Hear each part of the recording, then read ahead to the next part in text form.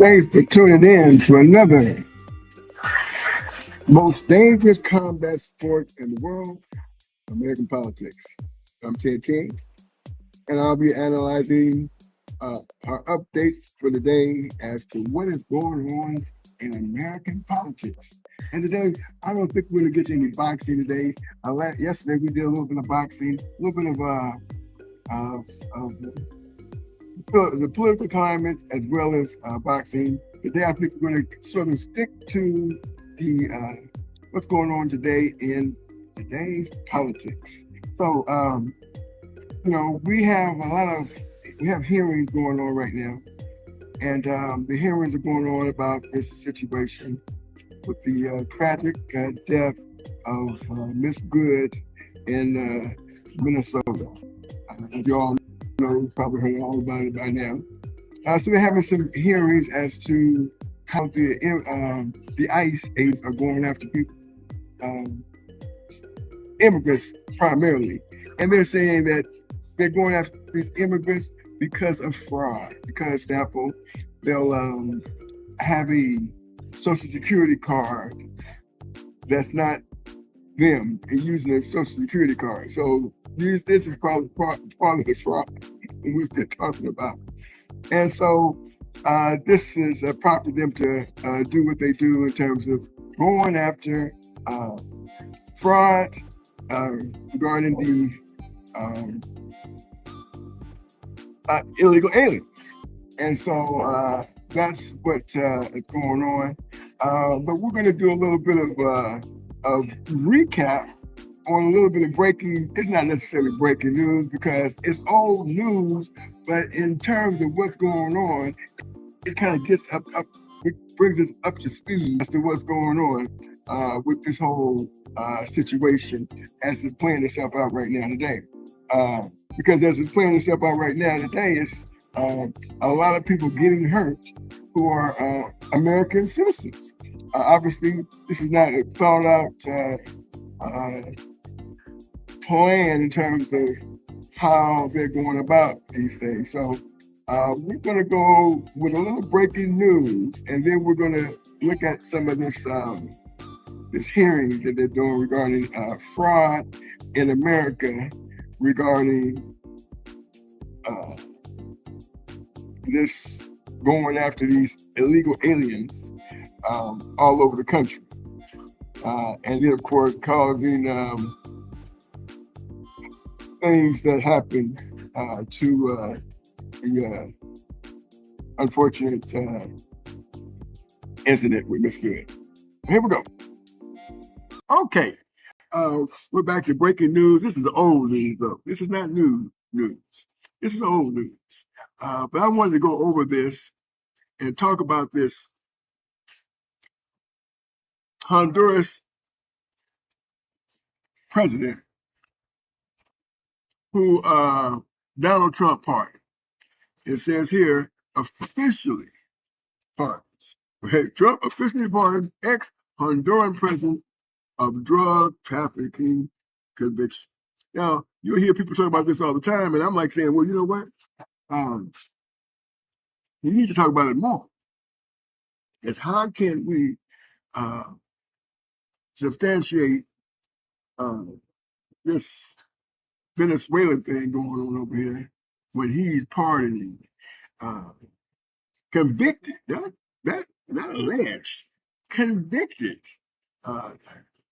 drug trafficking. Okay, so let's read this article because I think we need to make sure at least my community knows what's going on here.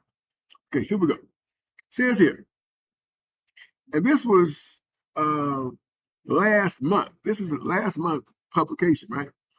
Published by Mr. Gregory Spoznowski. If I butchered the name, pardon me, but you can see what it says right here. President Donald Trump officially pardoned former Honduran President Juan Orlando Hernandez of a drug trafficking conviction amidst criticism from Democrats and some Republicans that it contradicts his narco trafficking trafficking crackdown in the Caribbean. Wow. Records from the Federal Bureau of Prisons show that Hernandez, the former two-term president of Honduras, was released from West Virginia's high-security USP Hazleton Prison on Monday. So, not sure which Monday we're talking about, but once again, this article was written on the 2nd of December, 2025. Let's go on. The White House also confirmed Tuesday that Trump had assured, one more time. The White House also confirmed Tuesday that Trump had issued the pardon. So, unequivocally, Donald Trump is the one who issued the pardon. In 2024, Hernandez was handed a 45-year prison sentence for his role in trafficking roughly 400 tons of cocaine into the U.S. But Trump has framed the case as yet another example of overreach from the administration of former President Joe Biden. Can't make this stuff up. Hernandez was, quote, according to many people that I greatly respect, treated very harshly and unfairly, unquote. This is Donald Trump talking now, right? Trump wrote in a post on Truth Social last week. So anytime Donald Trump feels as if someone that he respects treated very harshly and unfairly, and if they're in prison, convicted, tried and convicted, he gonna pardon. Here we go. Quote, they said it was a Biden setup, unquote. He told reporters aboard Air Force One on Sunday, quote, and I don't mean Biden. Look, Biden didn't know he was alive. But it was the people that surrounded the Resolute desk surrounding Biden when he was there, unquote. So he's saying he doesn't mean Biden, that President Biden actually did this trying and convicting Hernandez. He was talking about the people that surrounded the Resolute desk where he occupies now when Biden was there. Just can't make this stuff up, ladies and gentlemen. Some in the president's orbit, including one-time advisor Roger Stone, had been advocating on behalf of Hernandez. Okay, so listen to this now. So now we have President advisor Roger Stone had been advocating on behalf of Hernandez. Now, imagine that, right? But criticism from across the political spectrum has accompanied the president's decision, which comes with the White House under fire for its strikes on alleged drug traffickers in the Caribbean and locked in a public pressure campaign against Venezuelan President Nicolas Maduro. Now, we know what's going on now. Now, we fast forward, they've got Maduro now, right? A target of the administration for his alleged work with narco-terrorist organizations. Quote, why would we pardon this guy and then go after Maduro for running drugs into the United States? Look up every drug running. Lock up every drug running. Unquote. Senator Bill Cassidy Republican from Louisiana wrote Sunday on X, don't understand, this is a quote, don't understand why he is being pardoned, unquote. Now, this is a Republican, Bill Cassidy, from Louisiana, not understanding this at all. And he makes the quote, he quotes it, right? He states it. You don't understand what's going on, right? Now, California Senator Alex Padilla, a Democrat, called the move, quote, disgraceful hypocrisy, unquote, in a post on X. Quote, I would have not done that, but I am not the commander-in-chief, and I do not have the pen that grants the pardons, unquote. Representative Maria Alvaro Salazar, Republican from Florida, told CNN on Sunday. Now, you can't make this stuff up, right? Who voted for this guy, right? Yeah, come on, can't believe this. Who voted for this guy, right? White House Press Secretary Caroline Leavitt doubled down on the pardon in a Monday press briefing, telling reporters Hernandez, quote, was opposed to the values of the previous administration, and they charged him because he was president of Honduras. This is what she said, right? She said, I'm gonna repeat, right? She said that she was telling reporters that Hernandez was opposed to the values of the previous administration, and they charged him because he was president of Honduras. Now, what kind of sense does that make? This is a quote. What kind of sense does that make? That he was opposed to the values of the previous administration, and they charged him because he was president of Honduras. That don't make no sense, right? Man, you gotta be listening.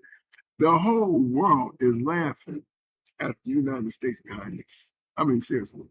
The whole world is laughing at the United States because of this. Right? Okay, so obviously that's the end of the article. But the whole world has got to be laughing at the United States of America right now. They have no respect for us. The only respect that they have for us is that we have arguably the strongest military in the world. And once they chink that armor, watch out. Yeah. They're not going to forget this. They are not going to forget this.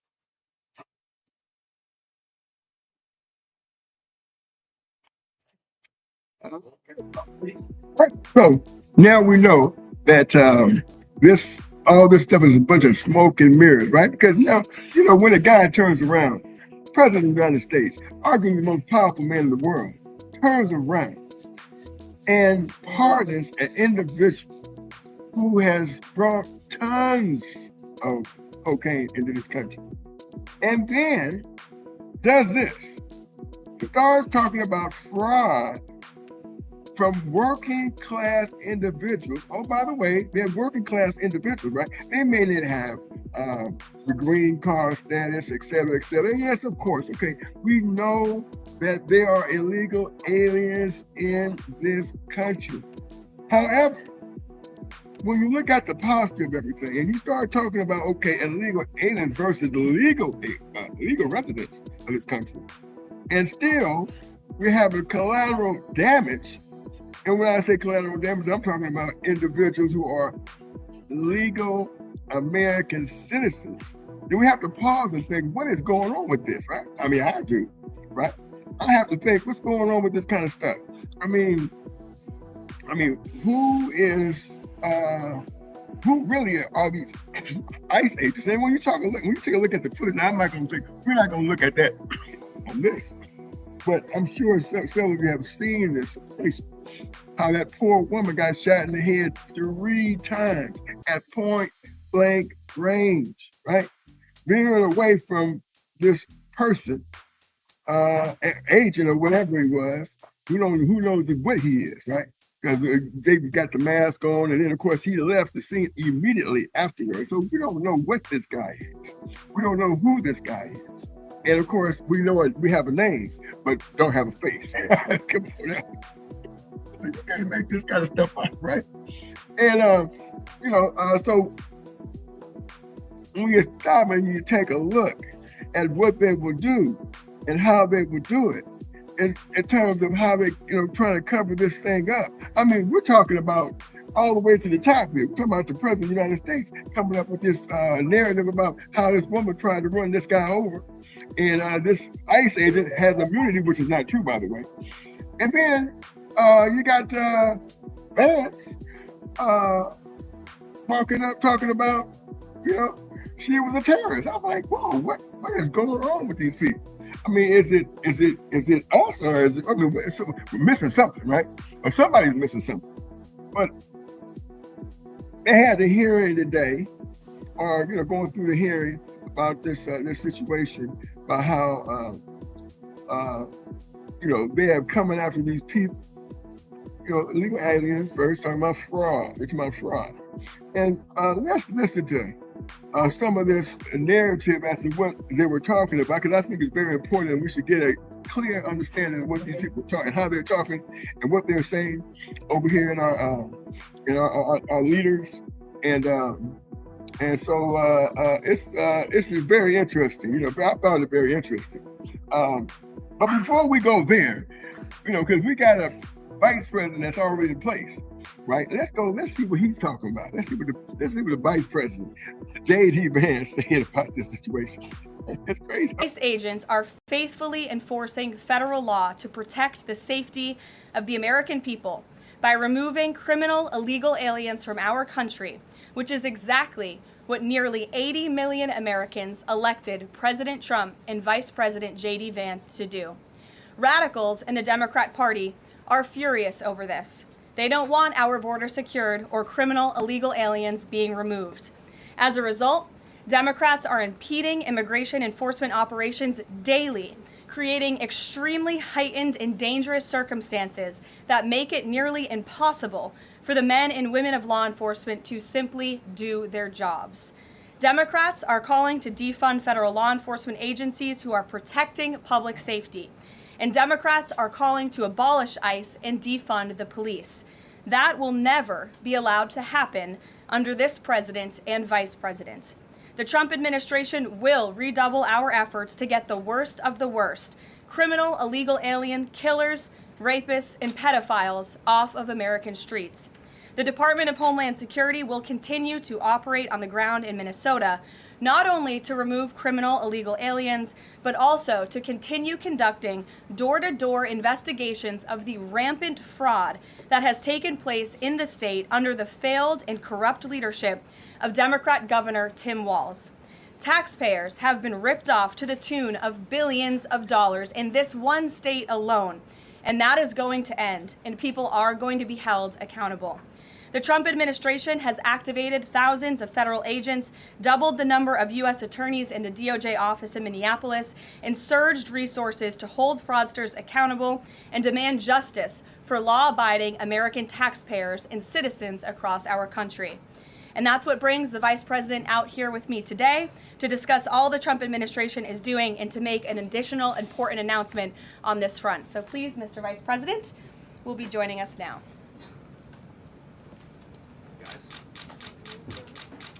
Carolyn? Thank you. Great. Well, good afternoon, everybody. And I want to echo some of what Carolyn said about what we're doing to combat the rampant fraud that exists in our immigration system, thanks to failed politicians and thanks to people who allowed the American taxpayer to be taken advantage of for far too long.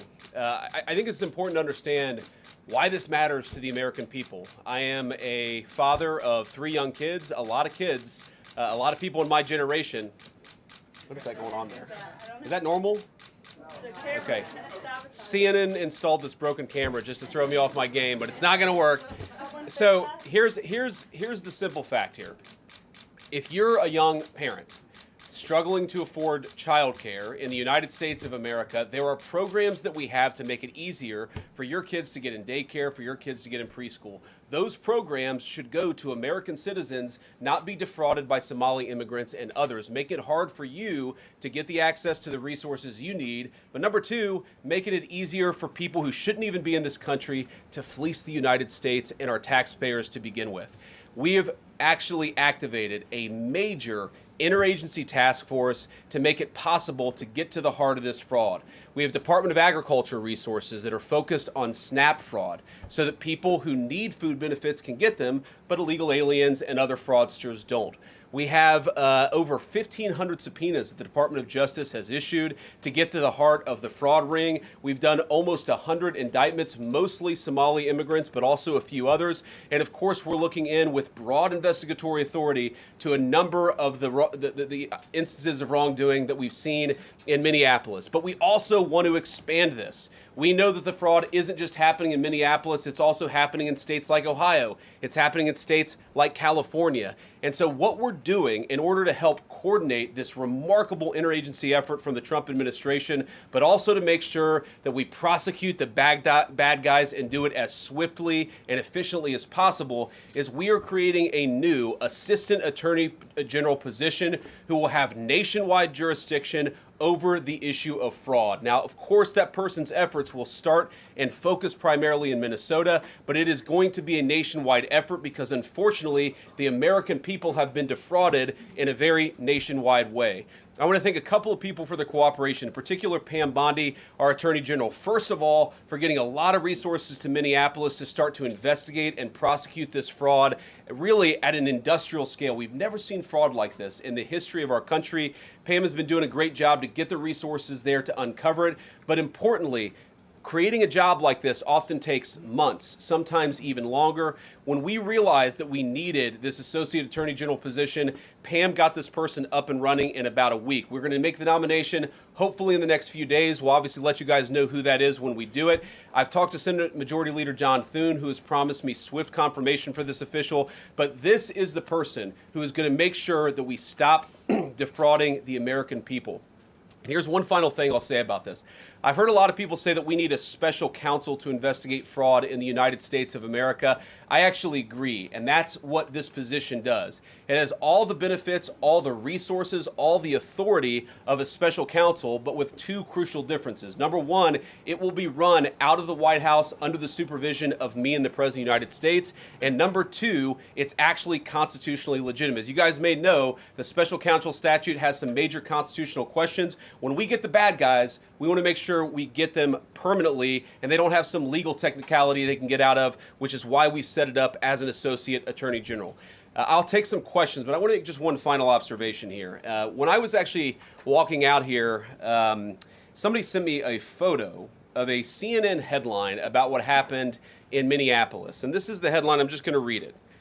Outrage after ICE officer kills U.S. citizen in Minneapolis. Well, that's one way to put it, and that is the way that many people in the corporate media have put this attack over the last 24 hours. And I say attack very, very intentionally because this was an attack on federal law enforcement. This was an attack on law and order. This was an attack on the American people. The way that the media, by and large, has reported this story has been an absolute disgrace, and it puts our law enforcement officers at risk every single day. What that headline leaves out is the fact that that very ICE officer nearly had his life ended, dragged by a car 6 months ago, 33 stitches in his leg. So you think maybe he's a little bit sensitive about somebody ramming him with an automobile? What that headline leaves out is that that woman was there to interfere with a legitimate law enforcement operation in the United States of America. What that headline leaves out is that that woman is part of a broader left-wing network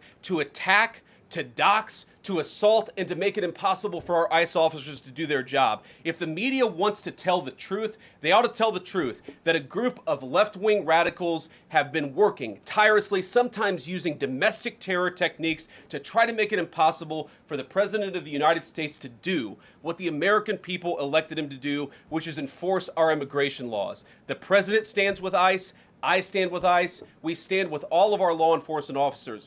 And part of that is recognizing that you people in the media, not everybody in this room, but many people in this room have been lying about this attack. She was trying to ram this guy with her car. He shot back. He defended himself. He's already been seriously wounded in law enforcement operations before, and everybody who's been repeating the lie that this is some innocent woman who was out for a drive in Minneapolis when a law enforcement officer shot at her, you should be ashamed. I guess many of us should be ashamed of ourselves because I guess our eyes were deceiving us as to what we saw in the incident in Minneapolis. I mean, you know, come on now, I wear glasses, so I obviously need to get a new prescription because what I saw was not the same thing as our vice president. We have to be respectful now because he's our vice president. It's like Donald Trump is our president. We always got to be respectful to our leaders. But we don't have to, you know, bite into the banana in the tailpipe. Because if you do, that's the best way to get your mouth burned. Okay. So I don't advocate for you doing that. I advocate you go ahead and you see what happened. And this is not the end of this. It's only the tip of the iceberg. I don't think that officer, whomever he is going to be able to justify shooting a person 3 times in the head at point blank range, slow moving away from him. 3 times, point blank range. I don't understand how people think that, oh yeah, videos don't lie. You know, videos don't tell the truth. Yeah, I don't know. Either way you want to put it, right? Either line they telling the truth, right? Depending on where you're sitting and who is involved in these incidents, right? So, once again, you know, as I said before, you know, we're going to take a look at some footage of what was going on in Washington today in Congress, and I'm gonna just take a little flick on, you know, going to the internet on this one to see what they're talking about. Let's take a look and see what these people are talking about here.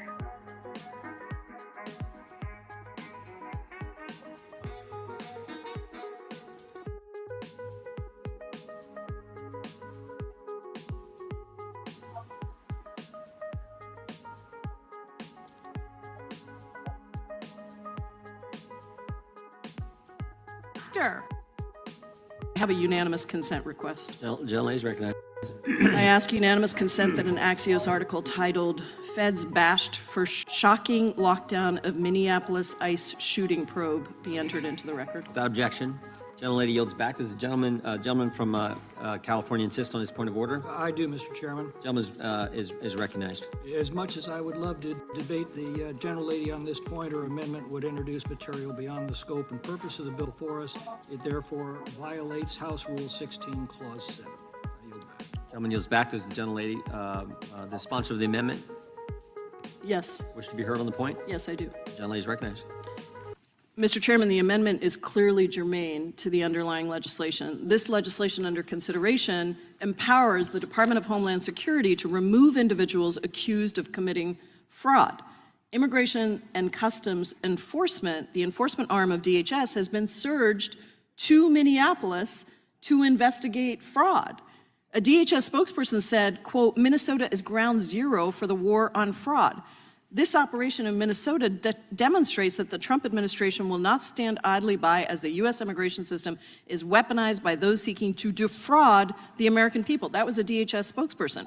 Renee Nicole Good was killed by an ICE agent as a direct result of that operation. So if we're going to give DHS additional authority to deport more people for fraud without the due process requiring a conviction, then we should at least ensure that we are cooperating with local law enforcement in the investigation of a death of a U.S. citizen and mother of 3 stemming from their current fraud-related mission. So this amendment does that. It is directly connected to the underlying legislation, and I'm not sure what my colleagues on the other side of the aisle are afraid of. If they want to vote against the amendment, then certainly go ahead and do that. That's your right. I would hope that that's not the case, but that certainly is your right. But to dismiss it as non-germane simply because they don't want to ensure accountability for Renee Nicole Good's death is simply wrong. So many of my colleagues on the other side last week when we were talking about this whole situation called for an independent investigation into the shooting. Well, here's your chance. Here's your chance to ensure that that happens, directly related to the underlying legislation. I ask that we have a vote on this amendment. The gentlelady yields back. I have no problem voting against the amendment. This was close. We're just trying to follow the rules. And so the gentlewoman's amendment does not satisfy the subject matter and fundamental purposes test. House Rule 16, Clause 7, therefore is not germane and is out of order. Who seeks recognition? I asked for a recorded vote. Go ahead. We'd like to appeal the ruling of the chair, if we might, Mr. Chairman. Thank you. The ruling of the chair has been asked for. The gentleman from Wisconsin, or excuse me, gentleman from California moves to table. The clerk will call the roll. Question is on the motion to table. All those in favor say aye. Aye. Those opposed, no. No. Opinion of the chair, the ayes have it. Roll call vote, Mr. Roll Chairman. call being requested. The clerk will call the roll on the tabling motion offered by the gentleman from California. Mr. Jordan. Yes. Mr. Jordan votes yes. Mr. Issa. Mr. Biggs. Mr. McClintock. Mr. McClintock votes aye. Mr. Tiffany. Mr. Massey. Mr. Roy. Mr. Fitzgerald. Mr. Fitzgerald votes aye. Mr. Klein. Mr. Gooden. Mr. Van Drew. Mr. Nels. Mr. Nels votes yes. Mr. Moore. Mr. Kiley. Ms. Hageman. Ms. Lee. Ms. Lee votes aye. Mr. Hunt. Mr. Fry. Mr. Grothman. Mr. Grothman votes aye. Mr. Knott. Mr. Knott votes aye. Mr. Harris. Mr. Onder. Mr. Onder votes aye. Mr. Schmidt. Mr. Schmidt votes aye. Mr. Gill. Mr. Baumgartner. Mr. Raskin. Mr. Raskin votes no. Mr. Nadler. Mr. Nadler votes no. Ms. Lofgren. Mr. Cohen. Mr. Cohen votes no. Mr. Johnson. Mr. Swalwell. Mr. Liu. Ms. Jayapal. Ms. Jayapal votes no. Mr. Correa. Mr. Correa votes no. Ms. Scanlon. Ms. Scanlon votes no. Mr. Neguse. Ms. McBath. Ms. Ross. Ms. Ballant.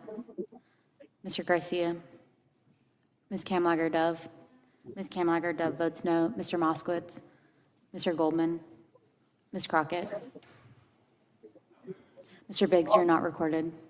Mr. Biggs votes yes. Mr. Massey, you are not recorded. Mr. Massey votes yes.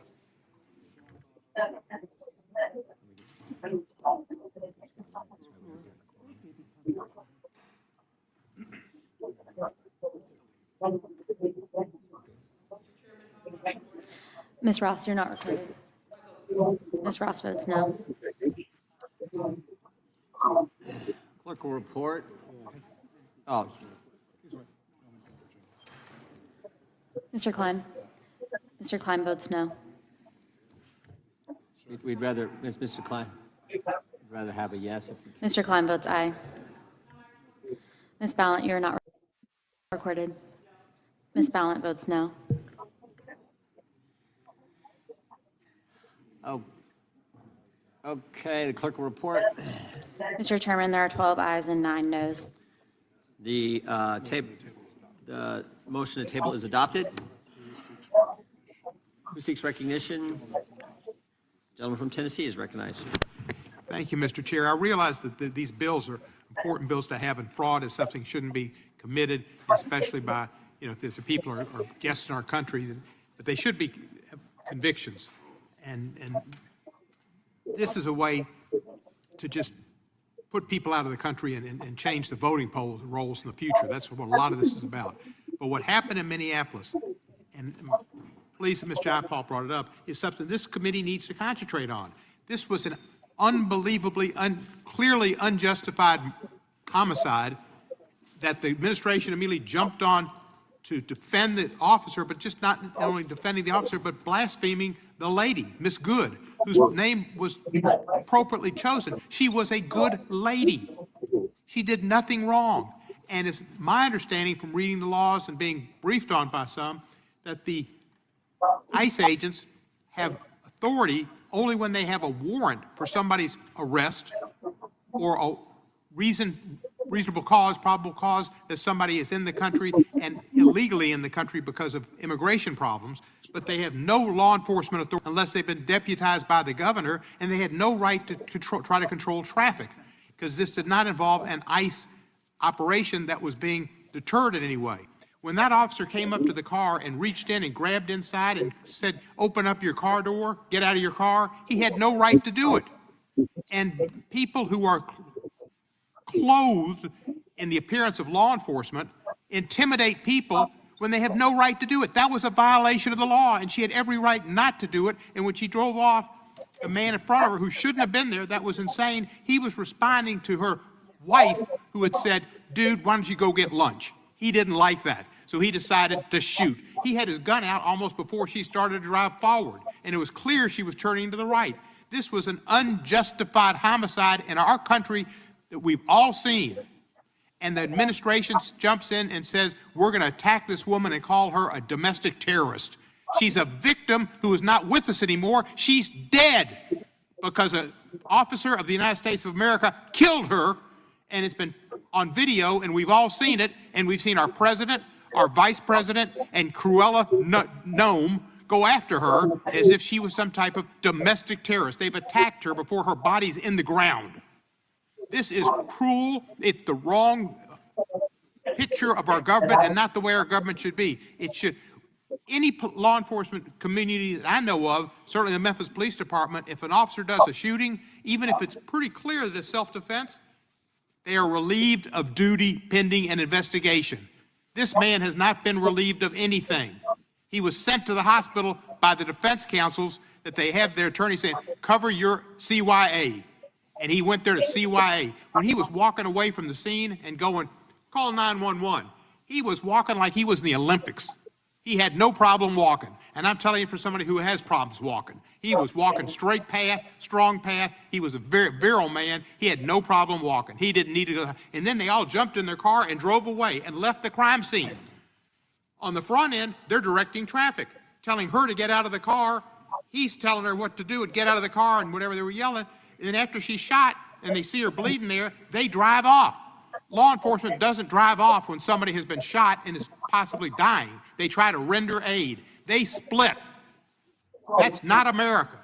And we need to investigate it, and we need to see what's going on. And there's no reason why Keith Ellison and the Minnesota Attorney General's office shouldn't be given all of the data that they have to see that his investigation is the best possible. And there's no question in my mind, they will not do an investigation that is fair and independent. They're trying to defend their people. This is not ICE versus the people of the United States, and that's the way they're looking at it. The administration looks at ICE as our guys, and anybody they shoot is the enemy. The American public is not the enemy. They are not the enemy.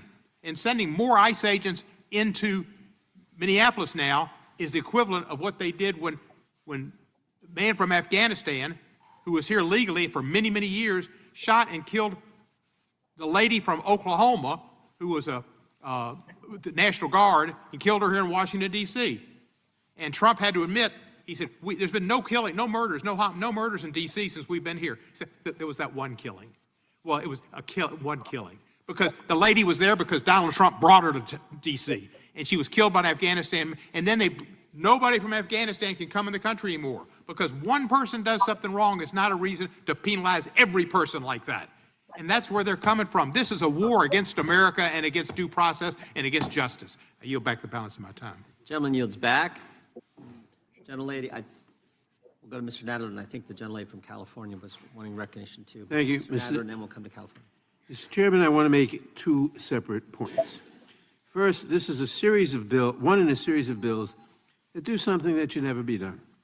It says that anyone who has committed a fraud offense, and a fraud offense is already considered a crime involving moral turpitude, and an alien who commits a crime involving moral turpitude is deportable under current law. So what does this bill do? It says he doesn't have to be convicted in order to be deported. That is a fundamental disregard for American standards of justice. You shouldn't be penalized without a conviction. You shouldn't be deported for a crime of which you haven't been convicted. That's number one. Number two, let's talk about fraud. Let's look at our president. Republicans can hardly pretend to be the champions of fighting fraud when they're led by the undisputed world champion of perpetrating fraud, Donald Trump. Let's count his frauds. He's a convicted felon. He was convicted by a jury of his peers of 34 counts of fraud offenses in 2024, last year, 2 years ago. In 2024, a New York judge found Trump liable in a civil fraud case for conspiring to manipulate his net worth. In 2022, a jury found the Trump Organization liable for 17 counts of criminal tax fraud and falsifying business records, and the organization was fined the maximum penalty of $1.6 million. In 2018, Trump had to shut down his charity after the New York Attorney General brought a lawsuit accusing it of operating, quote, a shocking pattern of illegality. And a year later, he was required to pay $2 million to 8 charities because of his misuse of his charity. In 2016, he paid $25 million to settle multiple lawsuits alleging fraud by his now defunct Trump University. Mr. Chairman, rather, Donald Trump is lucky he was born in this country, or he would have been deported many times for multiple frauds involving moral turpitude. Again, this bill is a series of bills. We all agree that people who are convicted of crimes involving moral turpitude ought to be deportable. But this is one of a series of bills that says you just have to be accused under certain circumstances. You don't have to be convicted. That is fundamentally un-American. Now let me make my second point. We're doing this while ignoring the major issue before the country right now. ICE is behaving like an occupying army. Like an occupying army. They burst into houses without a judicial warrant. They have a warrant signed by ICE, but that's not good. When the owner of the house says, show me a warrant, so we don't need one. They rappel down in a helicopter to an apartment building and take everyone out of the building. How do they know that that everyone in the building is an undocumented alien? They arrest American citizens. And people are afraid to go around in Minneapolis and in other places if they can't prove citizenship. How many people carry their passports with them? If I were stopped and were asked to prove my citizenship, well, I have a card that says I'm a member of Congress, that would do. But if I weren't a member of Congress, I would have no proof of citizenship. A driver's license isn't such proof. And look at the case of Renee Good. The officer shot her unjustifiably. One shot from the front, and you see the video, 2 shots from the side, and you see the car being turned away from the officer so as not to endanger. Mr. Cohen made the points. I'm not going to repeat them, except to add one other point. Besides the fact that the officer walked away and didn't offer aid, a citizen came up and said, I'm a doctor, let me go see her. And they refused to let the doctor go see her. Did you ever see a police force in this country of any kind say, you can't render medical aid to someone who's been shot? That's why the local authorities ought to have all the evidence to investigate the crime. That's why you can't trust the federal government, because Kristi Noem and J.D. Vance, without any evidence, before they had time to have evidence, pronounced her a terrorist. We still haven't seen any evidence of that. So they reached the conclusion before they had the evidence, and now they won't let the local authorities have access to the evidence to investigate it, because they have a predetermined outcome. Mr. Chairman, this is an un-American attack on not only all the people of Minneapolis and St. Paul, but on all of us and everyone who values our own rights as citizens. I yield back. Gentleman yields back. Gentlelady from California is recognized. Thank you, Mr. Chair. I too want to oppose this bill. It like we have been saying, the current law already allows people to be deported for fraud if they are not here legally and creating crimes. But the fact that this would not require a conviction means that you all are suggesting that due process is immaterial. And I thought that due process was a fundamental right, under the Constitution. I find, once again, this is a way for this body to pivot and talk about something else other than what is going on. And if we're going to talk about fraud, then let's talk about it. I mean, we have an administration that's, probably rendering the biggest fraud when it comes to economic policy and civil liberties that this country has ever seen.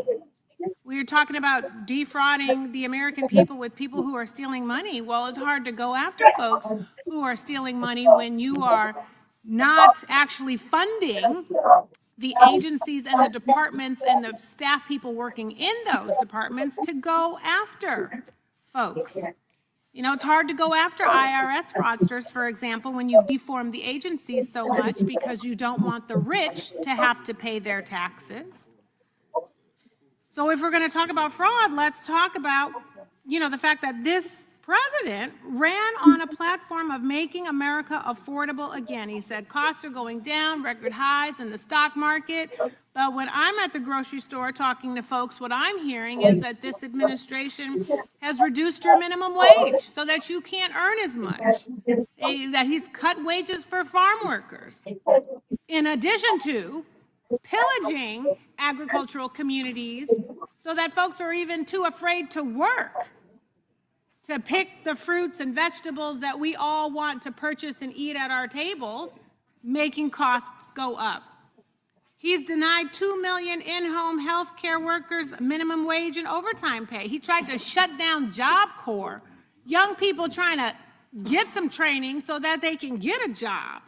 And then let's not talk about these trade policies and these tariffs that have made costs go up because the tariffs and the taxes are being exacted onto us. Let's not talk about the close to $1 trillion cuts to your health care, your Medicare and your Medicaid to pay for the permanent tax cuts for the super rich. I mean, that's fraud.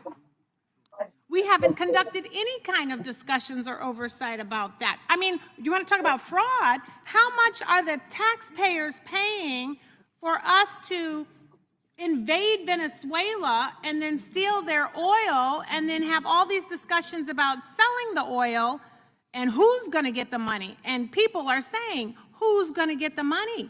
Then you hear in the news that, I don't know, the president's going to put together some offshore account. We don't even know.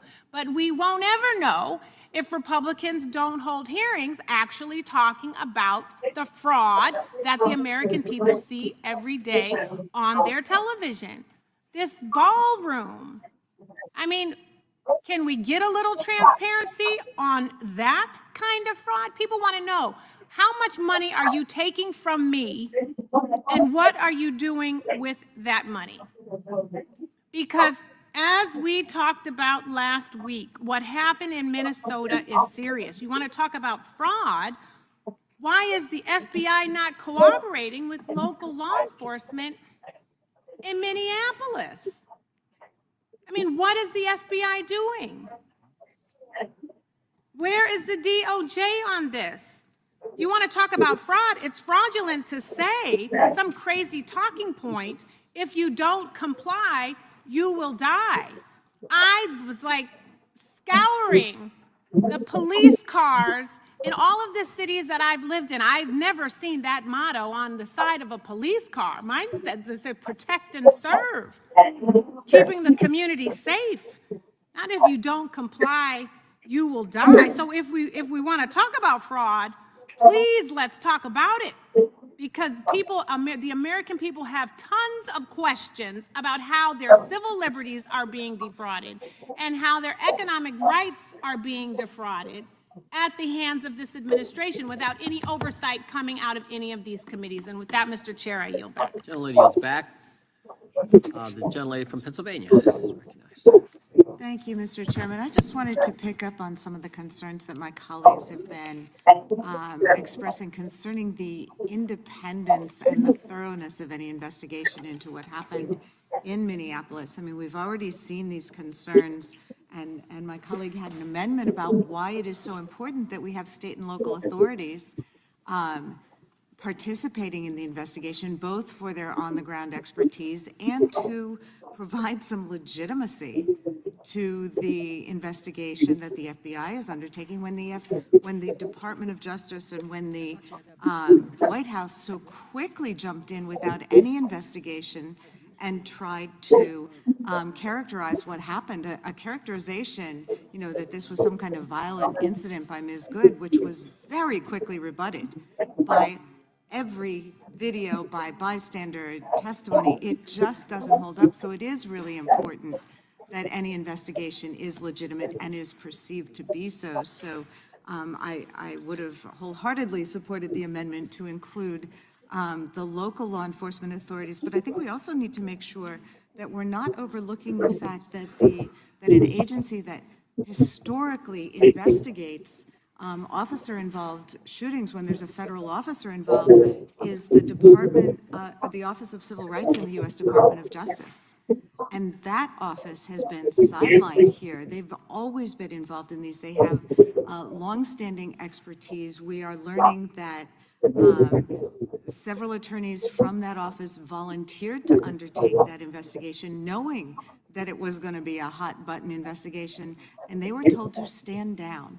I mean, this smacks so much of a cover-up and certainly further undermines any kind of trust in the process being led by the FBI. I mean, this is an agency that has gone into similar situations and issued unpopular opinions at times because they followed the facts. They didn't rush to judgment.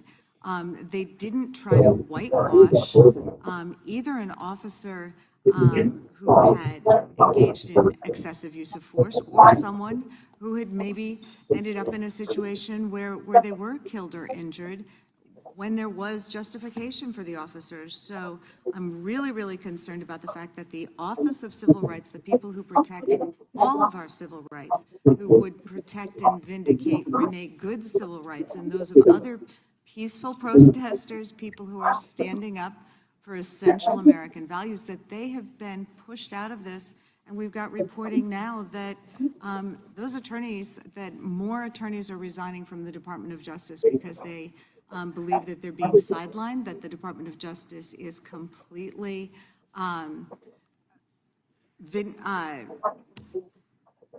sidestepping what it's supposed to do. It's not meeting its duty in this very important moment. And I think it's the job of this committee to step up and to conduct those kind of investigations, and that's what we should be doing. So I would ask unanimous consent to introduce an article from The Guardian dated this morning at 9:48 entitled "DOJ Attorneys Resign Over Decision Not to Investigate Agent in Minneapolis ICE Shooting." Objection. Thank you. I yield back. Gentlelady yields back. I don't know who was first here, but we'll go with the ladies first, and we'll go with Mr. Okay, so obviously these guys have made their statements, and of course, we're kind of sort of, we're trying to keep this within an hour, and of course, I'll be back tomorrow for sure, because listen. Very important that we pay attention to what's going on. It's gotten to a situation where, we as Americans need to pay attention as to how these things are going, because this has a direct effect on us. Our children, okay? Our children, okay? This has effect on all of us. Even though we think, oh, okay, we don't, it's not, listen, this is very important that we make sure we stay on top of this stuff, right? And when we, gotten to the point now, I'm not what you call a political person. I've never been a political person. But when I start getting, keep an eye on what's going on, something is wrong. Okay, I mean, something's wrong without me even looking at it. But I'm just saying, for me, and from my perspective, when I look at all this, I've been around a while, and when I look at all this stuff that's going on, I promise you, this is a regression, not a progression, right? And so this is the thing that we need to take, stay on top of, and make sure we stay on top of these things, because it is getting to the point now that we are beyond, and I mean when I say beyond civil and safe in this country, and this is very important.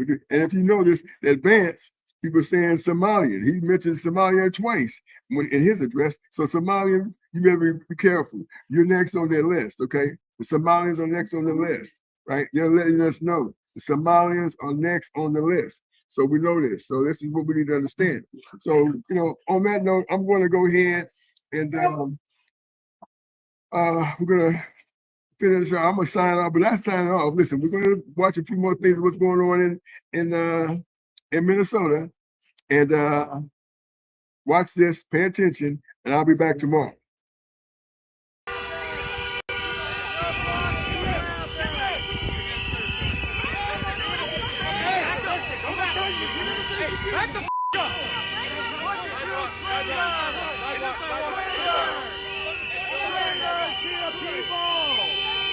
Shame on you! Force is not law! Force is not law! You are not following the law!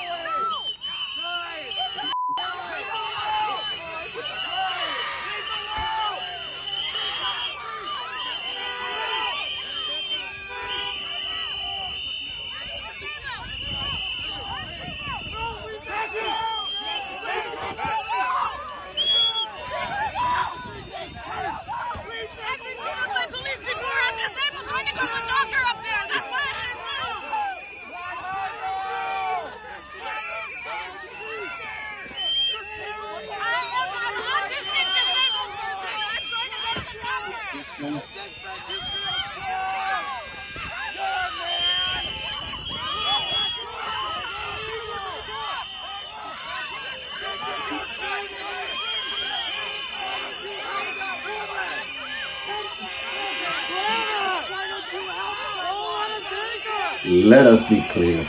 Let us not be deceived.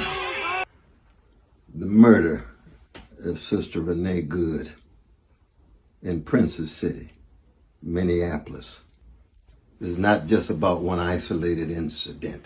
It is one step closer to American-style fascism, not just in terms of the rule of big money and big military, not just in terms of the grotesque wealth inequality, not just in terms of the scapegoating of brown immigrants, of black folk, of gays and lesbians, and the crushing of the working class and its trade unions. It's deeper than that. It's a spiritual issue that has to do with those who think that might makes right, that power can always trump any morality, and think that somehow everyday people, organized people, will cave in and give up and feel as if we're so hopeless and so helpless and so impotent.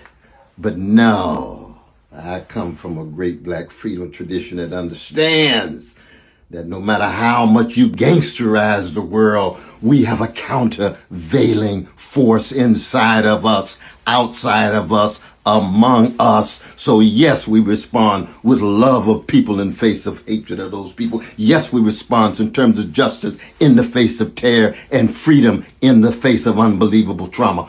Yes, indeed. This is a moment in which more and more we're going to have to decide, are we willing to bear witness, to pay a cost, and to be true to those who came before in the face of this organized greed, this weaponized hatred, and this routinized cruelty?